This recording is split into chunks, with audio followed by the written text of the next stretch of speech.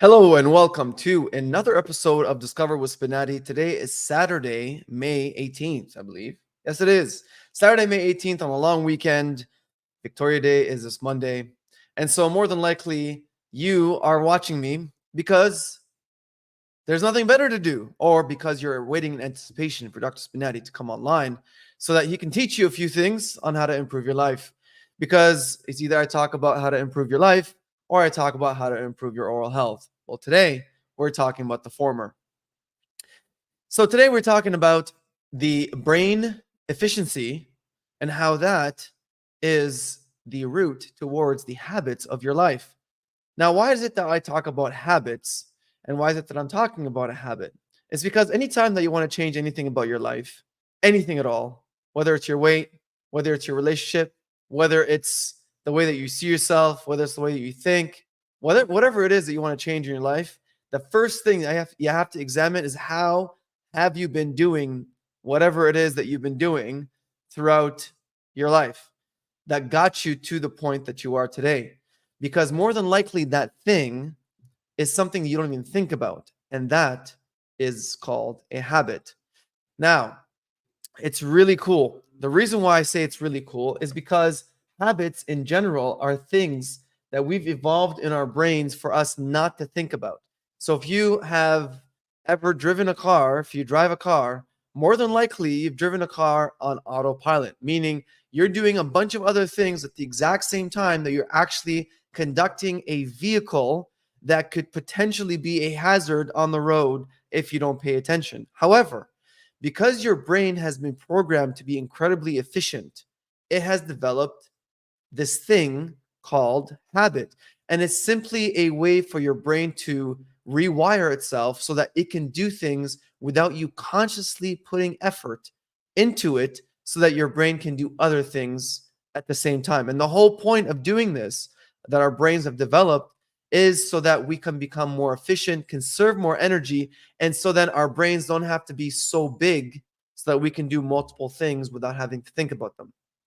Another thing is walking. Walking is another habit that you don't have to think about. Riding a bike. Anything that you can think of that you can do without thinking consciously about is a habit that your brain has hacked so that you can continuously do it without you having to put a lot of effort into it. So, now comes the question as to, all right, so now we understand habits. Habits are something that is ingrained in us, it's in our brains. So whether we have good habits or whether they have bad habits, and it's those habits are the ones that really dictate our life. And actually, even the way that you think about life, even the way that you think about yourself is a habit. You know, I've talked to some people before and I said the reason why a lot of people are sad is because they're habituated into thinking sad. They're habituated into not thinking good. And the reason why some people, very few of them, think no matter what happens, they think in the positive is because they've literally habituated themselves. Like their habit is whatever they see, it's fine, it's good, right? Sure, it's a problem, but it's going to be solved. You know, time will pass, something will happen, I'll do something about it, but it's going to be fine. Whereas the majority of people have habituated themselves. Yeah, it's a habit. Like it's a habit for you to think about certain things in a certain way, and that's the way that we perceive it. Now, how do you form a habit? Okay, there are three things, and this is from tons and tons of research. I know it's like you require a lot of research to think about something that is so simple. But in order for you to develop a habit that is going to help you, you need three things. You need a cue, like something to start you, right? Start you off. You need a cue. You need a routine. So a routine, difference between a routine and a habit is a routine is something that you have to consciously think about in order for you to do. So so you need a routine, a cue, so something that you think about that needs to get done, and then a routine for you to actually get that thing done on a consistent basis every single day. And the third is a reward. So let's say losing weight.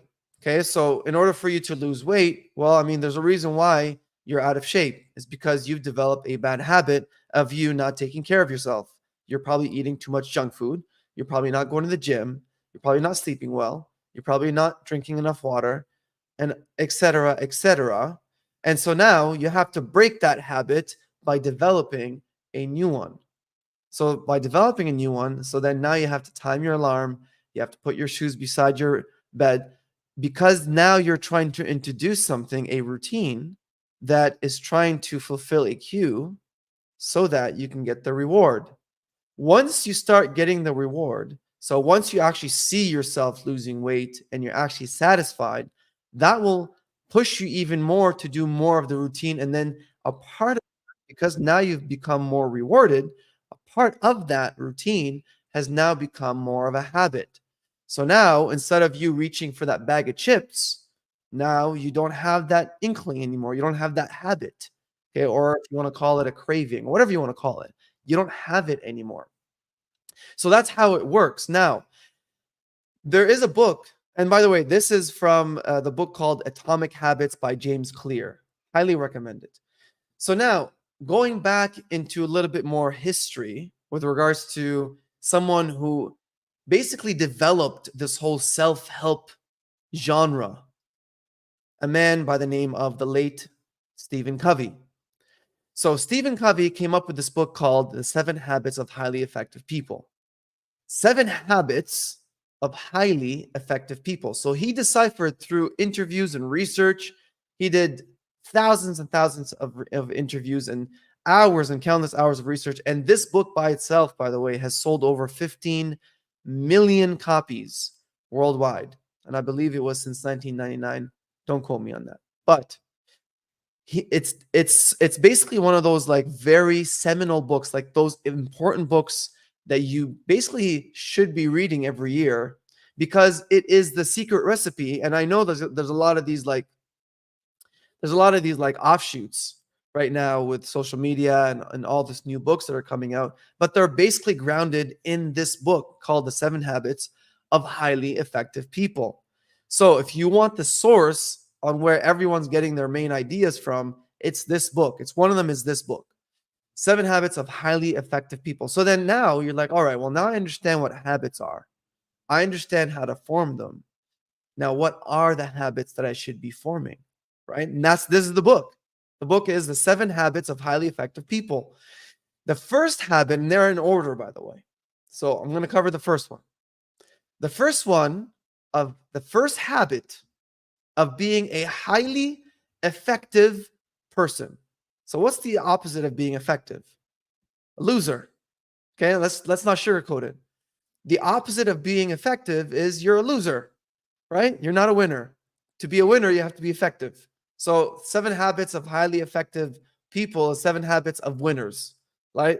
Winners and losers. So if you want to be a winner, you want to win in life, you want to win in your own life, this is the first habit that you should consider adopting. Remember, habits are not something that can automatically become a habit. Remember, there's a cue, a routine, and you have to be rewarded for it. There's got to be a reward. Once you close that loop, then it starts to become a habit, right? Not automatically, but it starts to become a habit, and you have to continuously do it until your brain rewires the circuits. And if you know anything about the brain, you know that neurons travel at such a slow speed that it takes a long time for you to actually develop something like a new neuronal connection, or to strengthen that neuronal connection so that that thing becomes a habit, kind of like driving. Okay. And I'm sure you can remember, if those of you watching have been driving for a while, I'm sure you can remember the first time that you sat behind a wheel. You were incredibly nervous because you've never done it before. You don't know what to do. You have a bunch of things you have to pay attention to at the exact same time. You have a bunch of doubts, but guess what? Because you've seen a bunch of people do it, you're like, well, if they did it, I can do it. And that's basically the premise behind how everyone is able to drive. It's not an easy thing to drive, but because so many people do it, it just becomes easier, right? Because we convince ourselves that we can do it. So the first habit is to be proactive. That's the first habit, to be proactive. Now, whenever I learn a word or something, I always look at the opposite, because then that gives me the immediate punch in terms of what that word means. So what's the opposite of being proactive? The opposite of being proactive is reactive. That's the exact opposite of being proactive. Well, being reactive means that You wait until something happens to you and then you react to it. So that's being lazy. That's not being prepared. That's not doing things ahead of time. That's not thinking or analyzing how you can improve certain aspects of your life. You're just waiting for basically, quote unquote, shit to hit the fan, and then you're going to react to it. Okay. And if you close your eyes and think about, you can think about a billion examples. I can think of 10 right now. Okay. Of things happening that is literally a reaction to a stimulus that was and is inevitable, because things don't just happen all of a sudden. Okay, things build up, but if you're closing your eyes to it, kind of like, when you put those blinders on the horse and they can't see anything except straight ahead, you're not paying attention, not being aware, and so yeah, things are going to hit you. So that's the opposite of being proactive. So now that's the reactive component. So now, if the first habit of being a winner or being highly effective is being proactive, what does that mean? Well, that means, quite simply, that when you make a commitment to yourself, when you commit, because we all know the things that we have to do correctly, when you commit to doing something, the proactive people are people who hold on to that commitment. So, for instance, let's say you commit to yourself that you want to wake up early and then you want to go jogging, or you want to go to the gym, or you commit to yourself that you're no longer going to eat chips every day or fries every day. You're not going to order pizza every day. Whatever destructive habit that you've built, you say to yourself, I'm going to stop doing it and I'm going to do it just once a week, for instance. And then now the other habit kicks in, because remember, the other habit, you've already trained it. Because remember, there was a cue, routine, and then you got rewarded. Well, I mean, there's nothing easier than to reward yourself with something that's going to give you an automatic dopamine hit. Okay, so that's why bad habits are incredibly easy to form. And that's why good habits are very hard to form, because good habits take a while before you see the reward, before you get that dopamine. Whereas bad habits, you get it right away. So the loop gets closed so quickly. As long as you realize that, look, like, in order for me to become a winner, to become effective, I'm going to have to close this loop on something that is difficult to do, because it's going to be hard for me to find this result, this reward. But once I find it, once I get it, guess what's going to happen? All those bad habits, they're gone. Why? Because now you see the positivity, you see the reward. Now, I'm not going to get into that, actually. That's fine. Okay, so to wrap things up, actually, before I wrap things up, how is it? So let's say you're like, yeah, but I've tried this, I've tried that, nothing's working, and then you start getting demotivated. The one thing that I would sincerely get you to consider, one of them, is to leave yourself with no choice, because nothing changes a human being except having their back against the wall. When you have no choice except doing something, you will find a way to get it done. Everyone will tell you, stop doing it. It's take too much time, too much effort. See you struggling. It's okay to give up. Justifiable. They give you all, and the sympathy they give you, right? That feel good stuff that they give you. Stop. You're torturing yourself. But when you convince yourself that your back's against the wall and you have no other choice, then that becomes the impetus for you to automatically change and automatically form the habits that you must form, because to you, there is no other choice. So the thing that I am trying to get you to consider is this story. So there's this general who led his troops onto the shores of a battle, right? So they got onto the shore. And what he did was he ordered his troops, because they came through sea, right? On ships. So he ordered all of his troops to burn all the boats that they came in with. Okay? They burned all the boats. Well, the reason why this general did that is because when you have no other option except to win, you will win because your opponent doesn't have that option. Your opponent still has the option to retreat. If you think about it, there's always one or the other, right? If when you're faced with an opponent, either one of you is going to give up, and that's how the other one's going to win, right? One of you is going to give up, either mentally first and then physically second.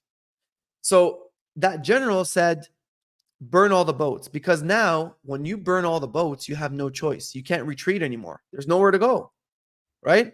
So that's what I get you to consider, is to think about how can you burn your boats, meaning how can you have only one plan, meaning how can you put yourself in a position that you have to win. You absolutely must win. There is no other option.